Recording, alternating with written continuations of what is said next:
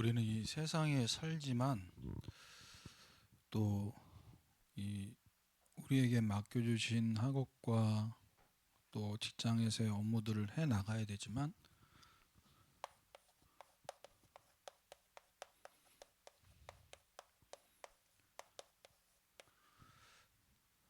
육신적인 또 사람들이 말하는 편리한 그 방법이 아니라 하나님의 방법으로 뭘 받아야 됩니까? 응답을 받아야 됩니다. 하나님이 우리에게 직접 주시려고 하는 응답, 그걸 갖고 하나님의 방법대로, 그래서 2026년도 하나님의 이루심, 하나님의 일하심, 이것을 보기 위해서 어디에 딱 시선이 집중돼야 되냐? 하나님을 경외하는 말씀 따라가는 거죠. 거기서 성령의 위로로, 성령의 인도로, 하나님이 우리에게 원하시는 대로 인도받기 위해 기도하면은 평안함을 주세요. 그 평안함 속에서 공부하고 그 속에서 진로를 결정하고 선택하는 겁니다. 자, 이스라엘 백성들 앞에 요단강이 어떻게 보여야 됩니까? 우리 길을 막는 장벽인가? 아니면 가나안 정복을 위해서 하나님께서 기적을 일으키실 기회인가? 어떤 눈으로 요단을 바라보냐가 응답을 받냐 못 받냐 여기서 다 결정돼요. 그래서 이 큰 장벽처럼 보이는 요단 속에 어떻게 건너야 되냐?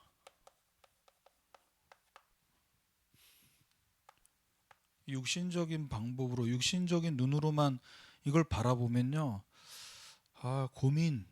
또 고민됩니다. 근데 여기서 우리는 뭘 찾아야 되죠? 하나님의 방법을 찾아야 돼요. 자, 요단강 앞에 이스라엘 백성들을 세우신 하나님이 여호수아를 통해서 어떤 방법을 말씀하셨습니까? 너는 언약궤 뒤를 따라 그랬어요.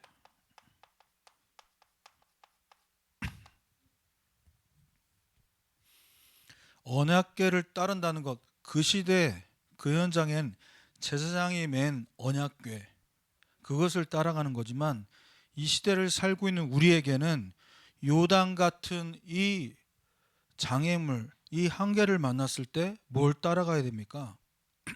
언약궤를 통해서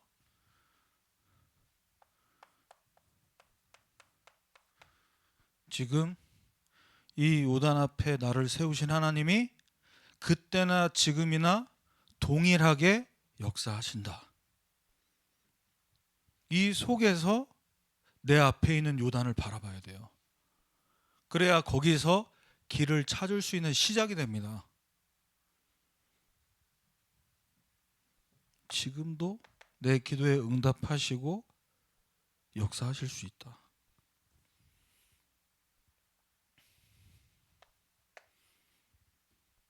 그래서 저와 여러분이 하나님의 방법대로 응답받기 위해서 우리가 해야 될 일이 뭐냐?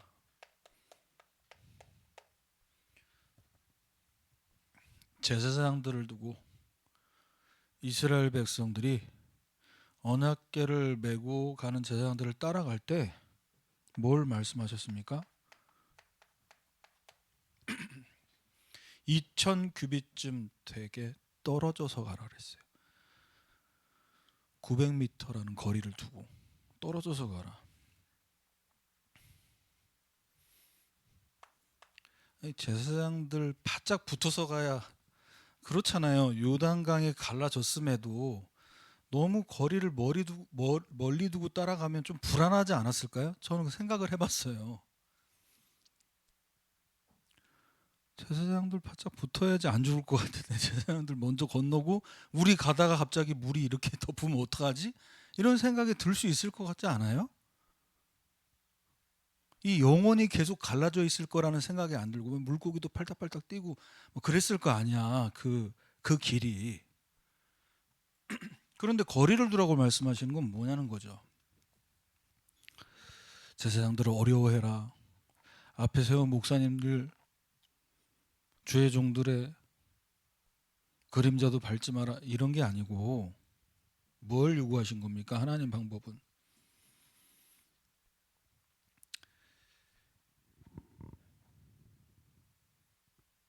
하나님을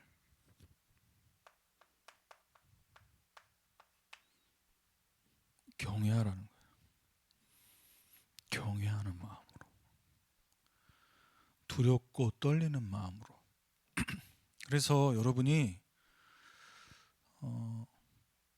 목사님, 주의 종들, 또 목회자의 가정, 우리 아버지, 우리 어머니 또는 내 자녀 이렇게 바라볼 때요, 이 거리두기가 안 될 수 있어요. 아니 뭐 우리 아버지인데 뭐 집에서도 뭐 설교는 저렇게 하시지만 집에서는 내가 어떤 거 뻔히 아는데 이러면요 이 거리두기에 실패하는 겁니다. 무슨 말이냐? 하나님께서 이 시간만큼 단위에 세울 때 우리 아버지가 아니고 내 자식이 아니라 하나님께서 하실 말씀을 전달하는 메신저라는 사실. 거기에 대한 두려운 마음과 경외하는 마음을 가지고 있어야 돼요. 그래서 항상 우리가 해야 될 건 뭐냐? 말씀을 따라가기 위해선 언약궤면 제사장들을 따라갔던 이스라엘 백성들처럼 뭐 해야 되냐? 자신을 성결하게 하라 이렇게 말씀하셨어요. 나를 돌아봐야 돼요. 왜 은혜가 안 됩니까, 목사님? 전에는 안 그랬는데 왜 이렇게 말씀이 저하고 멀게 느껴집니까? 왜 말씀 듣는데 뭔가 이렇게 답답합니까? 거기서 나를 돌아봐야 돼요. 목사님 기도 안 하시는 것 같아. 목사님 요즘에 성령 충만 안 한 것 같아. 그럴 수 있어요, 목사도. 그렇죠. 성령 충만 못 할 수도 있어요. 그런데 그것과 상관없이 하나님께서는 하나님 방법대로 일하십니다. 하나님 방법이에요. 주일에 이 예배 시간에 나와서 하나님 엎드리고 찬양하고 기도하는 이 시간에 또 지난주와 같은 예배 아니라 같은 장소에 같은 시간에 같은 사람들이 모이면요 우리도 모르게 타성해졌다니까. 뻔하지 않냐, 뻔할 것 같다. 기도해야 돼요. 하나님 나에게 예비하신 그 새 은혜를 오늘 또 나에게 달라고. 때를 따라 돕는 은혜를 주시기 위해, 그 은혜를 받기 위해 뭐 하라고 했습니까? 은혜의 보좌 앞에 담대히 나아가라 그랬어요. 그래서 오늘 말씀 제목은 기념비를 세우라.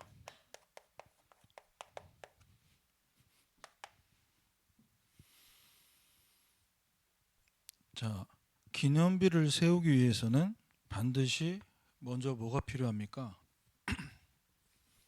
기념비를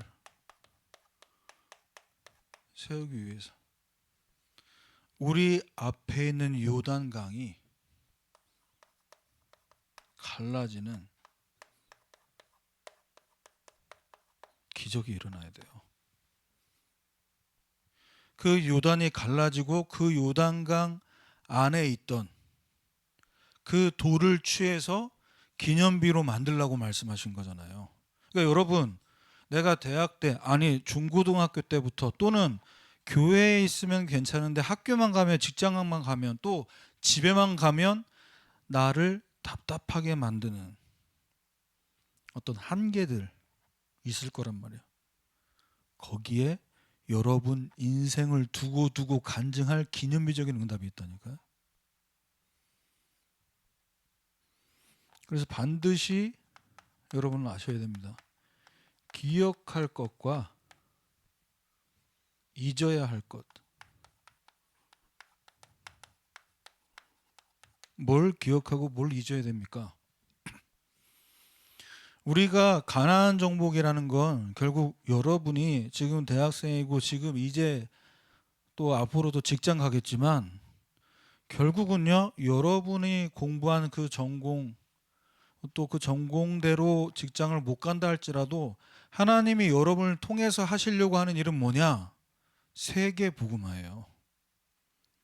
여러분을 통해 복음 듣지 못한 그 현장 그곳을 살리겠다는 거예요. 이건 하나님의 절대 계획입니다. 절대 바뀌지 않아요. 이걸 알고 뭐 해야 되냐? 기억해야 돼. 신명기 25장에 누가 나옵니까? 아말렉, 에서의 후손들입니다. 이들이 계속해서 이스라엘 백성들을 괴롭혔어요. 여러분을 계속해서 괴롭게 만드는 게 혹시 있습니까? 이 아말렉에 대한 기억을 지워버려라. 여러분과 저에게 있어서 나는 분명히 하나님께서 택하시고 부르신 세계복음화에 쓰임받을 대학 청년인데 이걸 자꾸만 잊어버리게 만들고 나를 괴롭게 만드는 것을, 그 기억을 계속 떠올리고 있지 않은지. 나는 하나님의 복을 받은 아브라함과 같이 열방을 복받게 만들 그런 존재로 부르셨음에도 우리로 하여금 계속해서 괴로운 기억, 거기에 자꾸 머물게 만드는 이 유단이 갈라져야 돼요. 그래서 조금 더 디테일하게 한 번 더 우리 말씀 보면요, 신명기 9장 7절입니다. 너는 광야에서 네 하나님 여호와를 경노하게 하던 일 잊지 말고 기억하라 그랬어요. 경노한다는 게 뭡니까? 너무너무 많이 화가 나시게 만들었어 하나님. 이스라엘 백성 어떻게 했기에 그럴까요? 7절 하반절에 보면 늘 여호와를 거역하였으더라고 합니다. 하나님을 심히 화나게 만들고 그 심히 화나게 만든 것이 거역했기 때문이라. 이걸 잊지 말라고 해요. 이스라엘 백성들이 뭘 잘못했기에 하나님이 이렇게 심하게 화가 나셨습니까? 거역했어. 거역이라는 게 뭘까요? 모르고 잊어버려서 잘못해서 실수한 걸 말씀하시는 게 아니에요. 아는데 의도적으로 말씀에 불순종하는 걸 얘기해요. 하나님 머리가 머리 꼭대기까지 화가 치밀어 오르는. 분명히 그렇게 불신앙하면 안 되는 거 아는데, 우상 숭배하면 안 되는 걸 아는데 뻔히 알면서도 거역하는.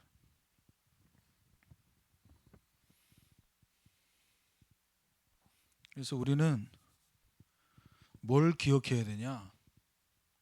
신명기 6장 12절 말씀입니다. 너는 조심하여 애굽 땅 종되었던 집에서 인도해 내신 여호와를 잊지 말라고 얘기해요.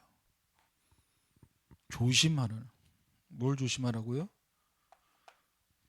너를 구원하신 분이 하나님이심을, 너와 지금 함께 하시는 그분이 여호와 하나님임을, 그걸 기억하라고.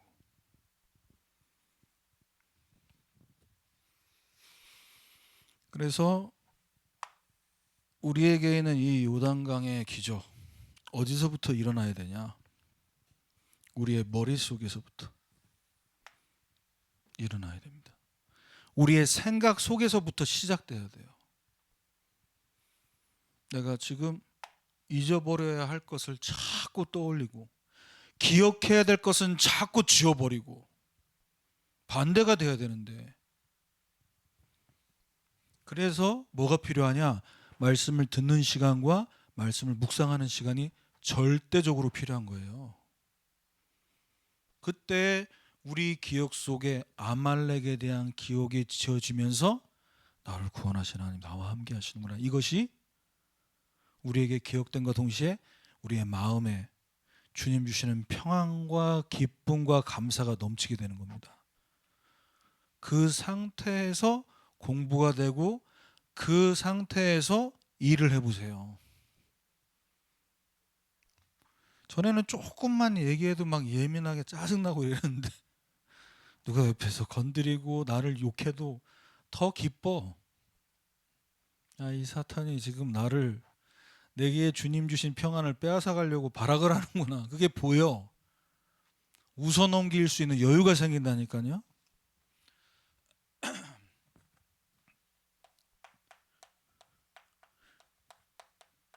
여러분 앞에 놓인 요단이 갈라졌습니까?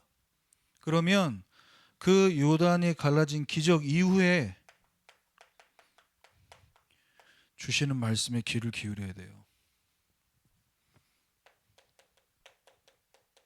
여호수아 4장 1절에서 2절입니다.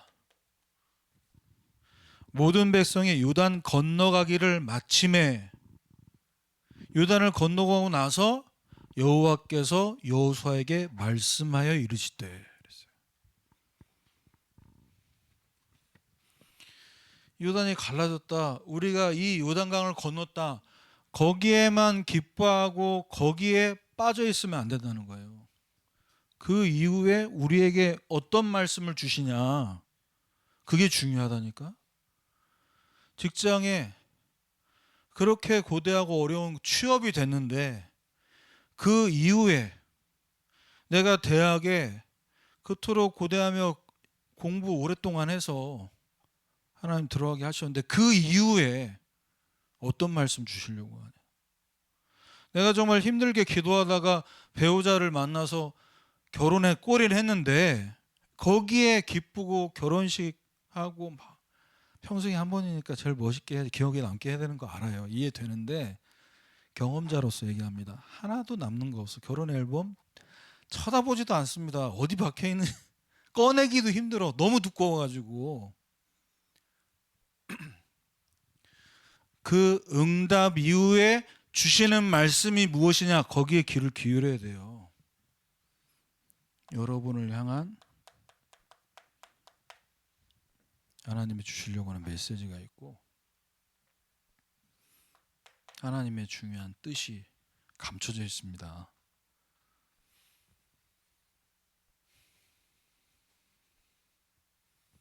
그래서 여호수아 4장 24절,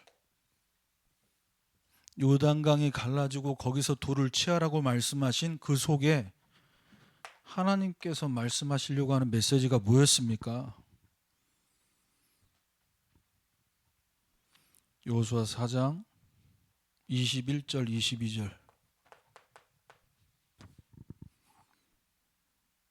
이스라엘 자손들에게 얘기해라. 후일에 너희 자손들이 아버지에게 묻기를 이 돌은 무슨 뜻입니까? 라고 하거든 우리가 마른 땅을 밟고 요단을 건넜다. 하나님이 우리에게 하신 일을 다음 세대에게 전하라고. 하나님이 우리와 함께 하셔서 이루어진 그 역사를 전달해서 이 다음 세대가 뭐하도록, 여호수아 4장 24절에 항상 하나님을 항상 경외하게.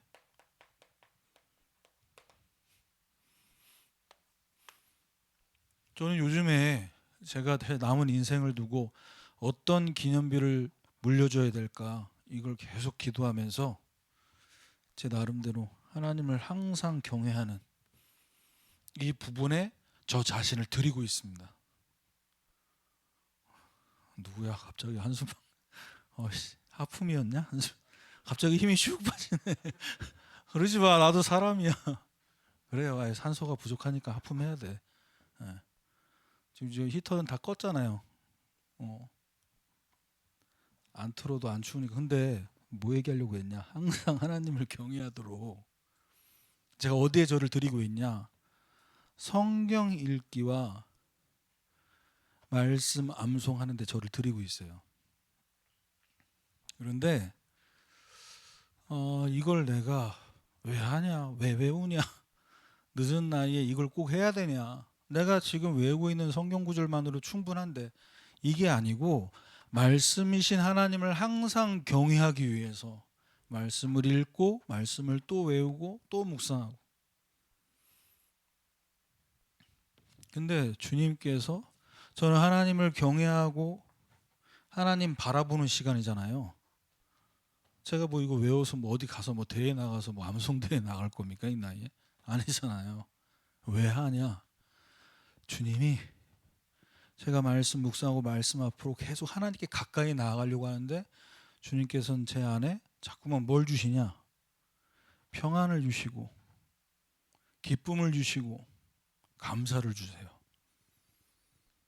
그래서 그 속에서 하나님의 인도를 받도록 만드세요. 나를. 어떻게 인도받아야 되지? 어떻게 요단강 건너지? 이게 아니라 나는 말씀 앞에 자꾸 가까이 나가는데 말씀이 나를 붙잡고 말씀이 나를 이끌어가는 것을 자꾸 느끼게 돼요.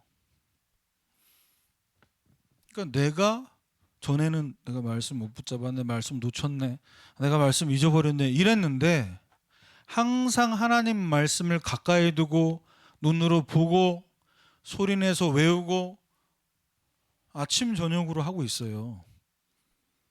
근데 주께서 나를 평강의 평강으로 인도하세요. 하나님이 나를 통해 말씀을 이루심을 보게 만드세요. 그래서 2026년도 이 원단 메시지가 하나님을 경외하는 것 속에 내게 주신 평안으로 든든히 서가는 은혜가 이 안에 있었구나. 모든 부분에 성령의 위로로 진행한다는 게 이런 느낌이구나. 이렇게 되면 결국은 그 수가 점점 많아지더라.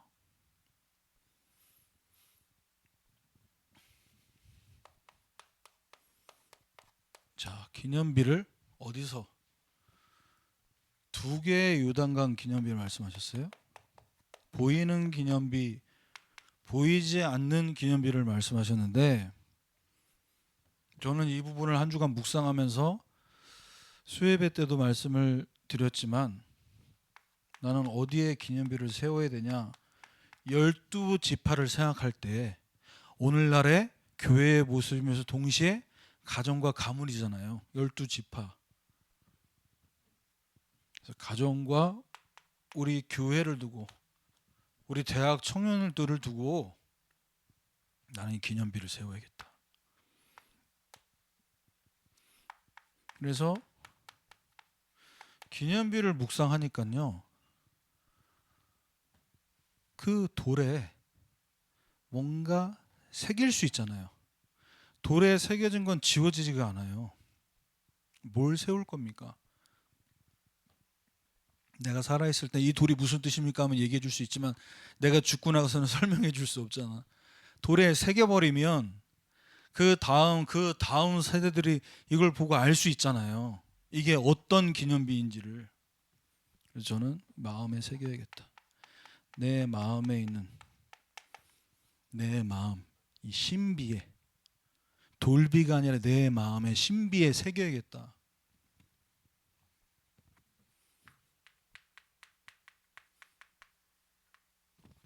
여호수아 4장 8절입니다. 여호수아가 명령한 대로 행하되 이스라엘 자손들의 지파 수를 따라 요단 가운데서 돌 12를 택해라 라고 말씀하셨어요. 돌 12를 택하라. 12돌을 택하라. 뭘 얘기하는 거겠습니까? 12돌. 결국 요단강 기적은 모두가 함께 체험한 기적이었지만 너희들의 기념비의 이 축복은 어딜 향해 있어야 되냐? 12지파 각자를 향한 하나님의 응답이 있어요. 우리가 대청부 안에서 같이 행사를 하고 같이 예배하고 뭔가 일을 진행하는데 거기서 야 이번에 좋았어 이걸로 끝나면 안 되고 나는 이번에 이 응답을 이 말씀을 받았어. 이건 내가 이번에 수련을 통해서 내게 주신 응답이야. 이게 남아야 된다니까. 우하고 건너서 할렐루야 감사합니다 끝이 아니라 굳이 이 돌비를 왜 하나님이 취하게 하셨냐라는 거예요. 여러분 한 사람 한 사람을 향한 하나님의 계획, 하나님이 주시려고 하는 중요한 응답이 있다라는 사실을 여러분 찾으시길 바랍니다. 그래서 마음에 새겨야 돼요. 같이 말씀을 받았지만 내 마음의 신비에 말씀을 새겨야 돼요. 어느 정도면 새겨진 겁니까? 제가 지난주에도 말씀드렸죠. 요단 같은 제1회 제2회 조금 있으면 또 이제 우리 이번 주 오늘 말씀 받았잖아요. 여리고 나오고 그때마다 어려움이 오는데 남들은 다 한계 만났다고 하는데 장애물이라고 하는데 그것이 나에게 축복이다. 응답이다 라고 보여줄 수 있을 만큼 말씀을 또 듣고 또 마음에 새기셔야 돼요. 그렇게 되면 어디 갖다 놔도 흔들리지 않습니다. 어디 갖다 놔도 응답받고 축복받습니다. 3월부터 승재 군에 가고 또 4월 초에 무엘이 입대하고 10월 달에 영광이 입대하고 줄줄이 군선교사 파송하는 남자들 어떻게 목사님 지금 남자가 점점 없어 기뻐하시길 바랍니다. 모든 족속 만민 땅 끝까지 가야 돼. 이 분당 국가에서 태어나게 하신 하나님의 축복 군선교사로 가도록 만드셨다니까. 각자에게 주시려고 하는 응답. 그래서 우리 군선교사로 앞으로 파송될 여러분들은 여러분 마음에 새기고 가야 돼. 군 현장 가기 전에 새기고 가야 돼. 나는 빨리 시간 가라. 18개월, 22개월, 1개월 언제 가냐. 그게 아니라 내가 군 현장에 복음을 증거하러 간다. 내 인생의 기념비를 나는 세우고 오겠다. 두 번째는 현장의 기념비입니다. 대학 현장과 직장 현장에 여러분들이 있는데 거기서 여러분 마음에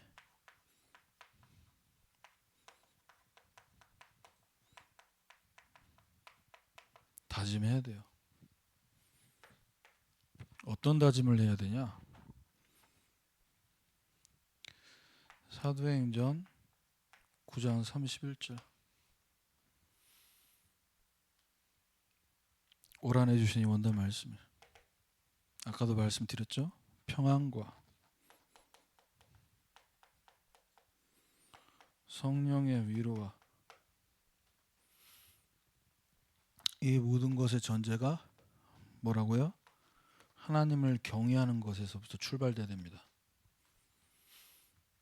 내가 하나님 사랑하고 하나님 말씀을 가까이 하고 하나님이 나한테 뭘 원하시지 이걸 고민하고 기도할 때 하나님은 우리에게 평안함을 주세요.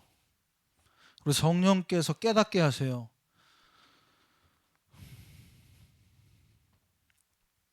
무속인들이 이제 같이 나와가지고 운명 49라는 그 프로그램 보는데 참 그 무속인들 중에 재밌는 케이스가 있더라고요. 저는 이름만 보고 사람 얼굴만 보면은 다 나온대. 그래서 막 버튼을 눌렀어. 이 사람이 어떤 사람인지 맞춰보러. 근데 이제 그걸 얘기하면서 뭐라고 얘기하냐?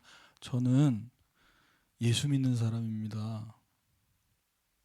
저는 하나님 사랑합니다. 하나님께서 또 저런 분들에게 저런 은사를 주시는구나라고 생각할 수 있지만 잘 보셔야 돼요. 하나님을 경외하면 주님 주시는 평안함으로 성령께서 말씀을 주시고 말씀으로 인도하시고 말씀을 깨닫게 하신다니까. 우리 마음에 진짜 다짐해야 됩니다. 그래서 기도했어요. 하나님, 저분이 정말 복음 깨달아서 저 무속인들 다 나와서, 무속인들이 있고 이제 접신해가지고 점사하는 분들이 있고 또 이제 사주 공부해서 하는 분들이 있고, 거기서 진짜 크리스찬이 하나님 나라가 임하게, 저 프로가 망하게, 이렇게까지는 제가 기도 안 할 건데 저 프로를 통해 하나님 나라가 좀 임하게. 그 이호선 그 상담사 그분도 그 프로그램 패널로 나왔다가 자기는 예수 믿는 사람으로서 양심의 가책을 느껴서 제가 이제 출연을 하지 않기로 했다고. 그래서 난 속으로 출연해서 좀 기도 좀 하지. 막 놀란 척하고 막 이런 표정을 해야 되잖아. 카메라가 들어오니까. 그게 양심에 찔렸는지 아무튼 못 하겠다고. 우리 마음에 뭘 다짐해야 되냐?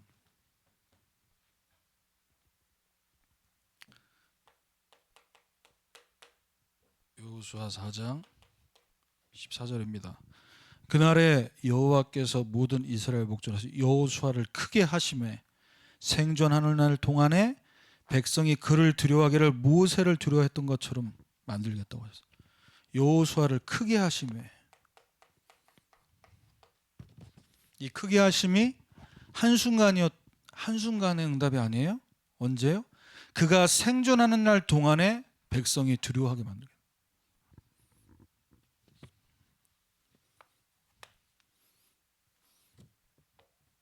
이 두려움은 지도자가 무섭다, 이게 아니라 하나님께서 여호수아와 함께 하시고 여호수아를 통해 일하신다라는 게 보여지는 거예요. 그러니까 함부로 할 수가 없는 거죠. 여러분이 이런 응답 받으시길 바랍니다.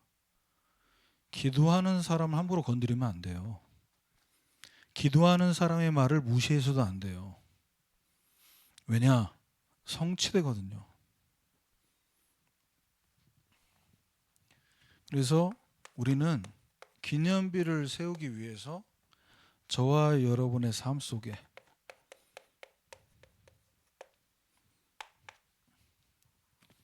응답을 받아야 됩니다. 어디서 응답 받아야 되냐? 여러분에게 허락하신 학교와 직장 현장에서 이 인생의 여정을 두고 우리 마음에 무엇을 새기고 무엇을 다짐해야 되냐? 나는 확신 없는 크리스찬, 또 귀신 충만해가지고 확신 있게 이야기하는 저 무속인들 보다 더 하나님께서 나를 크게 하실 것이다, 내 마음에 다짐을 하고 뭐 하셔야 되냐? 나는 정말 하나님 말씀 따라 살고 성령께서 인도하시는 그곳으로 가겠다, 이걸 마음에 다짐해 보세요. 그렇게 할 때 여러분 삶이 응답 받아야지, 이게 아니라 응답 받는 데에 있어요. 이미 전부터 제가 예화로 말씀 많이 드렸지만, 운동 잘하는 사람, 골 잘 넣는 사람은요, 공을 따라다니지 않아요. 공이 오는 길목에 딱 서 있다니까. 어디로 공이 올 줄 딱 예상을 해. 상대편 수비수들이 있어도 공이 어디쯤 올지를 안다니까. 거기 서 있는다니까. 위치 선정을 잘한다는 얘기죠. 여러분 인생을 어떻게 하면 응답받는 삶으로 바뀔 수 있냐?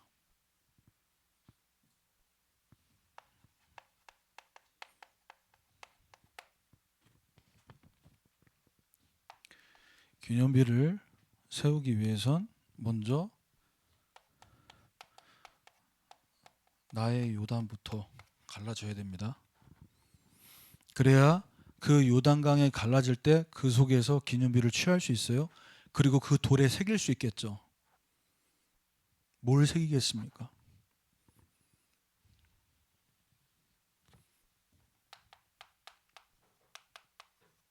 여호수아 3장 3절입니다.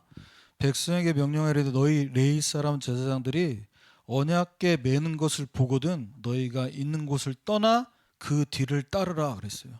지난주에 말씀드렸죠. 떠나야 돼. 너희가 있는 곳을 떠나 그 뒤를 따르라. 요단강 기적을 체험하려면요. 요단 앞에 서야 되고 언약궤 맨 제사장들 따라가야 돼요. 그런데 지금 아직도 나는 출애굽해서 광야야. 나는 이제 광야 끝물인 모압 평지에 있어. 광야는 어떤 시간표에 있는 겁니까? 여전히 불신앙, 불평, 불만 충만한 거예요. 아니 전에 애굽에 있을 때는 그래도 먹고 살기라도 좋았는데 하나님께서 애굽에서 구원해 주신 이 사실은 까맣게 잊어버리고 불평, 불만. 또는 이 모압 평지에서 한 달 동안 말씀 주셨는데 나는 그냥 말씀만 받고 싶습니다. 하나님. 말씀만 계속 주시면 안 되나요? 가나안 정복 피곤해요. 여기서 말씀만 받길.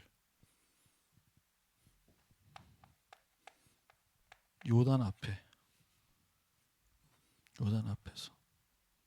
언약궤를 맨 제사장들이 지금 가는데 나는 주저하고 있어. 죽을 것 같아. 제사장 바짝 뒤에 아까 얘기한 바짝 뒤에 쫓아가면 좋겠는데 900m 거리 두고 따라가래. 나는 죽을 것 같아. 물에 휩쓸려서. 두렵습니까?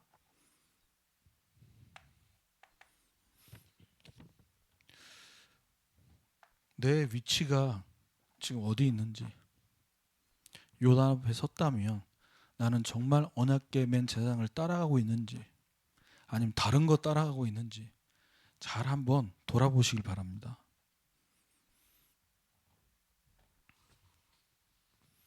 그래서 요단강에 들어가기 전에 지난주에도 말씀드렸던 것 같은데 여호수아 1장 2절이죠.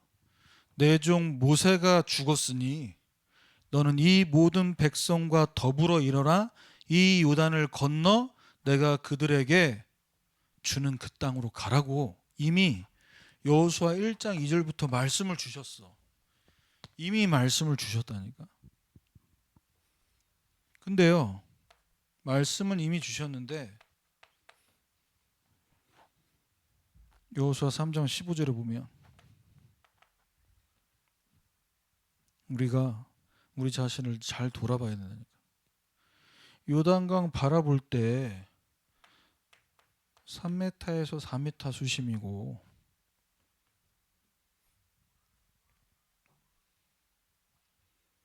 그 너비는 내가 볼 때 만만해 보일 수 있단 말이에요. 그러면 나의 요단을 두고 의욕적으로 덤빌 수 있어요.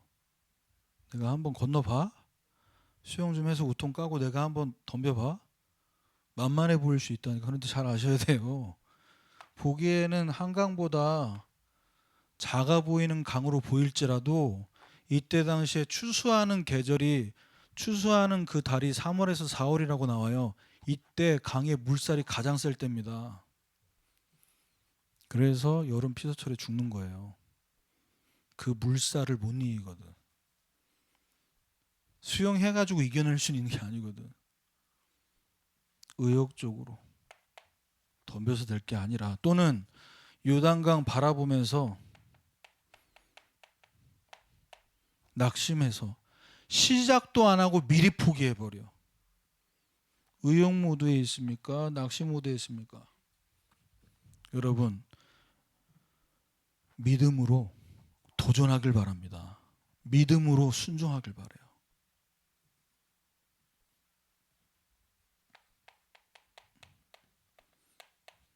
그래서 하나님께서 우리에게 원하시는 결단, 여호수아 3장 15절입니다. 자, 궤를 맨 자들이 요단에 이르며 궤를 맨 제사장들의 발이 물가에 잠기자 갈라졌어요. 저는 이 말씀 묵상하면서 참 은혜가 되더라고.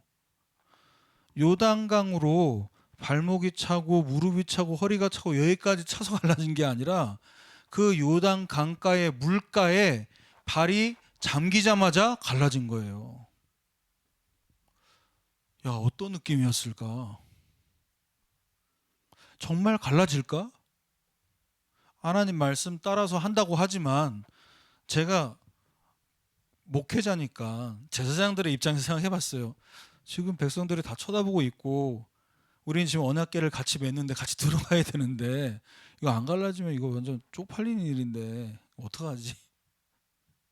하나님은 물가에 발이 잠기자마자 가르셨다니까요. 여러분, 우리에게 하나님은 어마어마한 믿음을 요구하시는 게 아니에요. 그 물가에 발이 잠길 만큼의 믿음.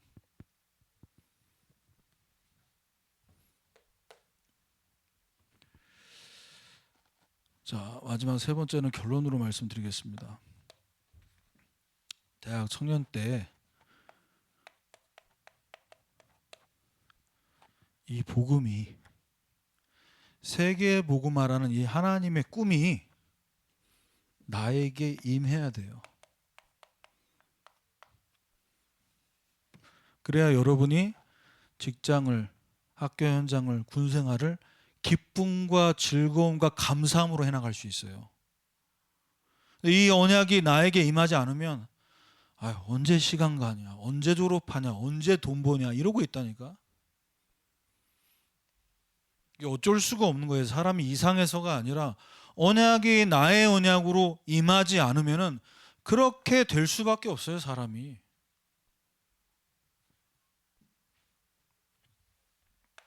그래서 어떤 교리나 지식이 부족해서 내가 이 언약을 깨닫지 못하나? 그렇게 생각하지 마세요. 뭐가 돼야 되냐? 언약이 깨달아지도록 은혜가 임하게 기도하셔야 돼요. 너희는 나를 누구라고 하냐? 주님은 그리스도십니다. 살아계신 하나님의 아들이십니다. 예수님 너무 충격받으셔. 뭐라고 얘기하시냐? 바요나 시모나 네가 복이 있구나. 이걸 깨달은 건 네가 아니다. 하늘에 계신 내 아버지시니라. 내 안에 계신 예수님이 그리스도라는 사실을 초등학생도 유치원생도 5분만 설명해 주면 압니다. 예수님이 내 안에 계시다고. 은혜가 임해야 돼요. 내가 우리 선생님으로 생각하고 우리 스승으로 생각하고 하늘에 계신 내 아버지께서 예수님이 누군지를 깨닫게 하셨다. 은혜가 임해야 돼. 바울도 이 은혜가 임해서 깨달아졌잖아요. 나는 하나님 잘 믿는다고 구약에 능통한 자였고, 그런데 뭐 했습니까? 바울이 했던 짓이 뭐였죠? 핍박자에서 예수 믿는 사람들 잡아다가 가두고 죽게 만들었어요. 그런데 다메섹에서 이 예수님이 목수 아들이 아니라 지금 살아있는 부활하신 그리스도구나라는 걸 깨닫는 순간 전도자로 바뀌어버린 거예요. 이 은혜가 임해야 돼요.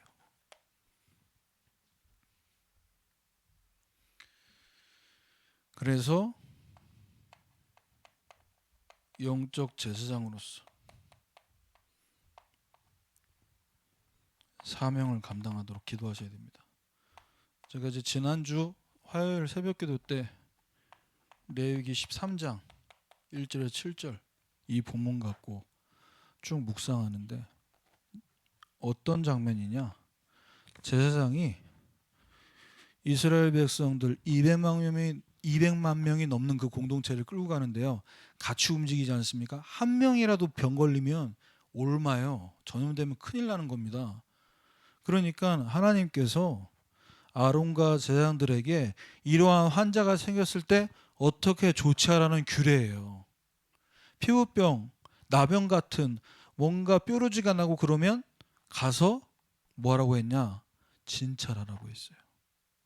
그리고 옮기 때문에 격리시키라고 했고, 격리시키고 나서 너 나을 때까지 격리야, 쳐다도 안 보고 방치하라는 얘기가 아니라 영적 제사장으로서 뭐 해야 되냐?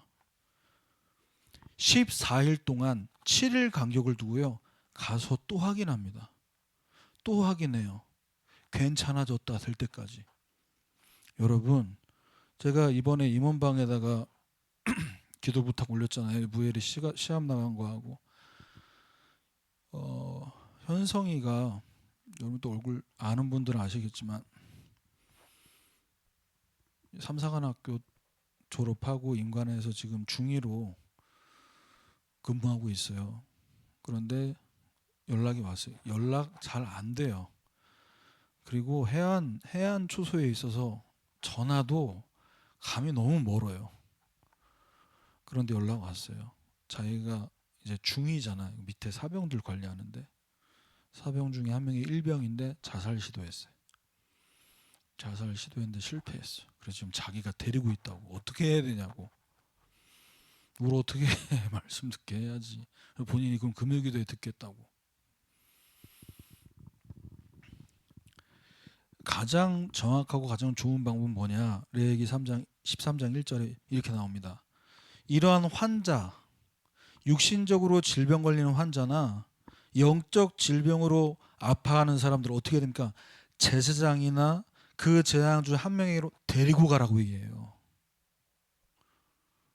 저한테 데리고 오셔도 됩니다. 그런데 제가 24시간 저한테 데리고 다 받아줄 수는 없잖아.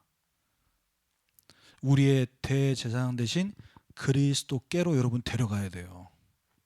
아시겠어요? 데려가야 됩니다. 그래서 여러분은 영적 제사장으로서 뭐 해야 되냐? 데려가서 치유된 것 같아. 다 나았어.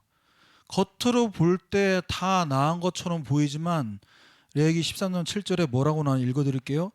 제사장에게 보여서 그 피부병이 다 나은 줄 알았는데 다시 재발했을 경우 제사장이 다시 데리고 가라고 해요. 다시 보이라고 나와요. 다시 재발할 수 있다니까.